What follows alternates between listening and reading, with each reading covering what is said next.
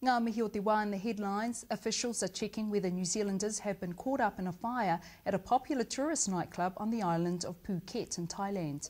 4 people were killed or believed to be foreign tourists and about a dozen injured when the fire broke out at the Tiger Disco in Patong earlier today. Saying international, it's not known how Julian Assange will get to Ecuador after being granted asylum. The WikiLeaks founder is still hiding in the Ecuadorian embassy in London, trying to avoid being arrested by police outside the embassy. However, there were plenty of Assange supporters outside the embassy voicing their concerns. I'm really disappointed in the British government's stance in this case. I would have expected them to stand up for Julian Assange's rights a bit more. They're under enormous pressure from the Americans. Clearly, all of the countries are. So I think we just need to be transparent about that, and I really applaud Ecuador for standing up. Wa tīmata te haerenga o Wakatapu mai te moana o te Waitemata ki te motu o Rapa Nui i te rangi nei. E rua ngā waka huaurua ara ko te aurere me ngā hiraka mai tawhiti e rere ana i te moana nui a Kiwa mō ngā mairo te kau mano te tawhiti mō ngā wiki te kau niki atu.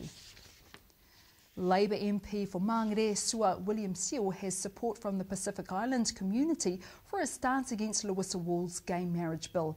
Pastor Tavale Mataia of Henderson's Word of Life Church told New Zealand's Rima that Mr Sio's views are synonymous with the beliefs of Pacific Islanders. Pacific Island community in general, we don't really go along with this idea of same-sex marriage. The reason being mainly that not only it's Christian, but it's also pretty much part of our culture now. The imprisoned former Bridgecorp financial controller Robert Royst pleaded guilty today to another 3 charges laid by the Serious Fraud Office. It's over the purchase and financing of a luxury yacht that was bought with $3.5 million of Bridgecorp funds. He's had 3 months added to his 6.5-year jail sentence imposed in May. And the decision over where Valerie Adams will be presented with her Olympic gold medal will come from the woman herself. The shot putter faces a lengthy wait to receive her medal, perhaps by the end of the year. New Zealand IOC member Barry Meister says it's entirely up to Adams where she wants to be presented with it. To netball, Debbie Fuller's resignation as head coach of the Northern Mystics will see former Silver Ferns coach Ruth Aitken as a replacement.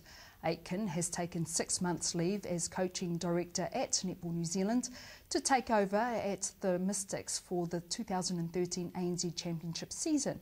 She will spend 90% of her times with the Mystics, but Fuller will still be involved with the team as a specialist defensive coach.